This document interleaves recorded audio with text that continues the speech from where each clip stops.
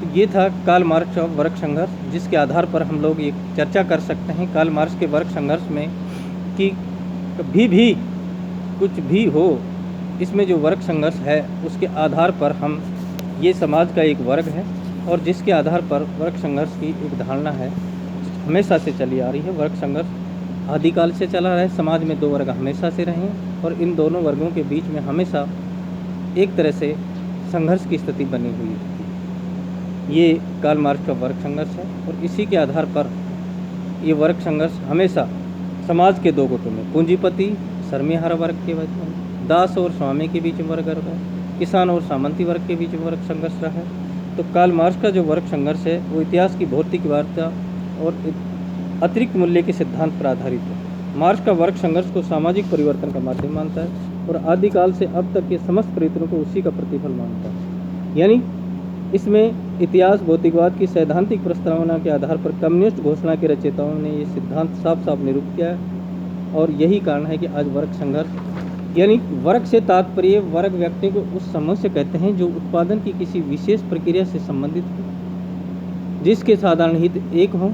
इतिहास की आर्थिक व्याख्या पर बल देने के कारण मार्क्स इसका लक्षण आर्थिक तत्वों पर बल देते हुए करता है और कहता है कि जिस समूह के आर्थिक हित एक समान होते हैं उसको वर्ग कहते हैं, जैसे मिल मालिक, जमींदार, व्यापारी, किसान, मजदूर आदि।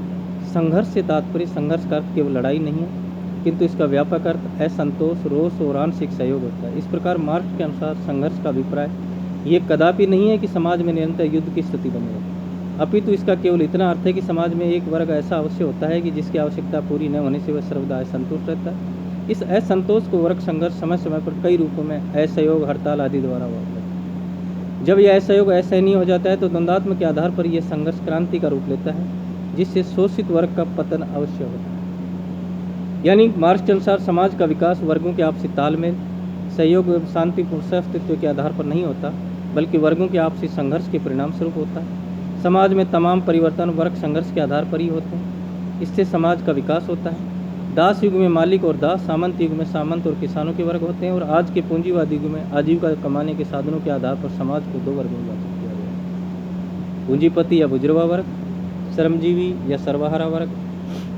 बुजुर्गा वर्ग उस संपत्ति का स्वामी है जिसका उपयोग वह श्रमजीवी के श्रम से अवैध लाभ प्राप्त करने के लिए करता है। बुजुर्गा वर्ग बिना कुछ परिश्रम करके श्रमिक वर्ग का शोषण करता है। श्रमजीवी वर्ग समाज का वह वर्ग है जो अपने जीविकोपार्जन पूर्ण रूप से अपने श्रम के विक्रय पर निर्भर होता है। इस प्रकार पूंजीपति और श्रमिक दोनों एक दूसरे की जरूरत हैं, इनके हितों को परस्पर विरोध हैं। पूंजीपति कम से कम मजदूरी देना चाहता है जिससे अधिकाधिक लाभ हो और मजदूर अधिक से अधिक मजदूरी लेना चाहता है, अतः हितों के विरोध कारण इन दोनों में संघर्ष आरंभ हो जाता है। यही वर्ग संघर्ष की बुनियाद और इसी कारण वर्ग संघर्ष हमेशा से चला आ रहा है। आधुनिक पूंजीवादी को मार्क्स ने वर्ग संघर्ष के चरमोत्कर्ष व्यवस्था माना है। उसका अनुमान है कि पूंजी पर आधारित उत्पादन प्रणाली में उत्पादनकर्ताओं की निरंतर प्रतिस्पर्धा के फलस्वरूप सारी पूंजी और जमीन धीरे धीरे इन गिने चुने लोगों के हाथों में सिमटती चली गई। मध्यम वर्ग अपने पैरों पर खड़ा न रह पाने के कारण श्रमिक वर्ग में मिल जाने को विवश हो जाएगा। पूंजीपति वर्ग छोटा होता चला जाएगा और श्रमिक वर्ग का आकार बढ़ता चला जाएगा। पूंजीपति अपने बढ़ते हुए लाभ का उपयोग स्वयं नहीं कर पाएंगे, फिर उसे उद्योग में लगा देंगे। इससे उत्पादन तो बढ़ेगा परंतु निर्धन श्रमिक वर्ग क्रय शक्ति के अभाव में बाजार नहीं जुटा पाएगा। यानी इस तरह पूंजीपति और सर्वहारा वर्गों के बीच सीधे संघर्ष की संभावना उज्ज्वल हो जाएगी। सर्वहारा वर्ग अपनी विशाल संख्या और सुदृढ़ संगठन के बल पर मुट्ठी भर पूंजीपतियों को धराशायी करने में निश्चय ही समर्थ और सफल होगा। इसलिए आज हम लोग चर्चा कर रहे हैं कि वर्ग संघर्ष की जो निष्कर्ष क्या है। उत्पादन संबंधों के आधार पर समाज में वर्ग विभाजन भी स्पष्ट होता है। समाज का विकास वर्गों के आपसी संघर्ष के फलस्वरूप होता है, आपसी सहयोग के द्वारा नहीं। समाज में मुख्यतः दो वर्ग होते हैं जिनके हित परस्पर विरोधी होते हैं। जब तक वर्ग चेतना या वर्ग संगठन है तब तक वर्ग संगठन तेज होकर क्रांति की दशा में नहीं बढ़ता। वर्ग संघर्ष क्रांति को जन्म देते हैं जिसके फलस्वरूप एक वर्ग की सत्ता दूसरे वर्ग में आ जाती है। इस प्रकार वर्ग संघर्ष इतिहास की आर्थिक व्याख्या के माध्यम से मार्क्स के श्रमिकों को न केवल विजय का विश्वास दिलाया बल्कि जैसा कि उन्होंने विश्वास दिलाया कि यह अंतिम संघर्ष है।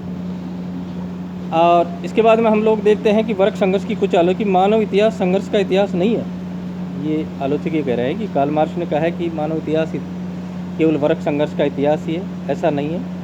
मार्क्स का सिद्धांत संघर्ष पर अत्यधिक बल देता है। अब तक के समाज का इतिहास वर्ग संघर्ष का इतिहास है। आलोचक मार्क्स का विचार एक पक्षीय है। मानव समाज में संघर्ष के साथ साथ सहयोग की प्रवृत्ति भी प्रबल रूप से विद्यमान है। आपसी सहयोग की भावना ही आज तक की प्रगति और उत्थान का आधार रही है। यदि समाज के विभिन्न वर्गों व्यापारी, किसान, श्रमिक, कारीगर आदि में सहयोग न होता तो मानव समाज आज टूट जाता। वर्ग की अस्पष्ट एवं दोषपूर्ण परिभाषा। मार्क्स द्वारा वर्ग की जो परिभाषा वह दोषपूर्ण है। वर्तमान समाज में मजदूरों और पूंजीपतियों के दो स्पष्ट वर्ग निश्चित नहीं किए जा सकते। आजकल उद्योगों में काम करने वाले अनेक मजदूर कंपनियों के शेयर खरीदकर हिस्सेदार बन जाते हैं और अतिरिक्त मूल्य के रूप में लाभ ग्रहण पूंजीपति बनते हैं। इस प्रकार उद्योग में 10-10 हज़ार रुपये मासिक वेतन वाले प्रबंधकों को क्या कहेंगे? वह कारखानों की मशीनों के मालिक नहीं है, किंतु यदि उन्हें मजदूर कहा जाए तो क्या मजदूर सबूत के साथ अन्याय नहीं होगा? समाज में केवल दो ही वर्ग नहीं होते। समाज में केवल दो ही वर्ग नहीं होते, जबकि समाज में एक तीसरा वर्ग जिसमें वकील, डॉक्टर, इंजीनियर, उससे लोक सेवा के सदस्य, पत्रकार भी होते हैं, अत्यंत महत्वपूर्ण और इस सिद्धांत की निरंतर बढ़ रही है, संख्या बढ़ रही है। मार्क्स के समकालीन लेखकों ने इस पर ध्यान नहीं दिया, किंतु उसके द्वारा वर्ग के अस्तित्व को स्वीकार नहीं करना उनके सिद्धांत की एक बड़ी कमजोरी।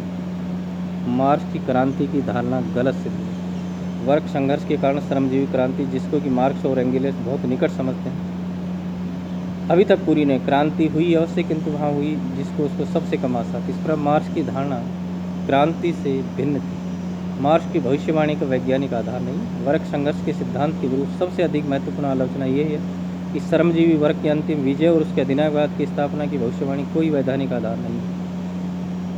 ये मार्क्स की कामना और आशा की अभिव्यक्ति दिखाई पड़ती तथ्यों पर आधारित तर्क सम्मत परिणाम नहीं है। यदि हम मार्क्स की इस बात को मान भी ले कि पूंजीवाद का विनाश निश्चित है, तो भी उसका आवश्यक परिणाम साम्यवाद की विजय ही नहीं हो सकेगा।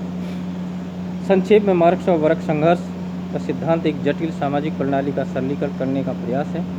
मार्क्स ने इस सिद्धांत का प्रयोग अपने मनोवांछित उद्देश्यों को सिद्ध करने के लिए विवादास्पद दलीय हितों की पुष्टि के लिए किया है। वर्ग व्यवस्था का वैज्ञानिक विश्लेषण नहीं किया जा सकता। इतिहास में शायद ही कभी इतना वर्गीय ठोसपन, उद्देश्यों की एकता, वर्गीय शत्रुता रही है जिसकी मार्क्स में कल्पना है। सर्वहारा वर्ग के पारस्परिक मतभेदों के साथ साथ इतिहास में शासकों में भी पारस्परिक मतभेद पाए जाते हैं। वर्ग संघर्ष का महत्व भी है। मार्क्स पहला व्यक्ति है जिसने इतिहास में वर्ग हितों के आधार पर व्याख्या की है और इसी मार्क्स की जो भविष्यवाणियाँ हैं गलत सिद्ध भी हुई। परंतु पूंजीवाद के विकास की धारा लगभग वही है जैसे मार्क्स और एंगल्स ने बनाई।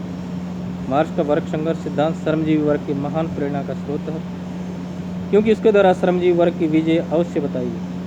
इसलिए इतिहास के प्रभाव की दृष्टि से हम मूल्यांकन करते वर्ग संघर्ष के शस्त्र को अपनाकर विश्व मानवता के बहुत बड़े भाग में प्रत्येक रूप से पूंजीवादी बुराइयों से मुक्ति पाने की सफलता प्राप्त की है और जिससे विश्व श्रमिक समाज के हाथों में बहुत ही प्रभावपूर्ण शस्त्र थे। तो ये था कार्ल मार्क्स का वर्ग संघर्ष।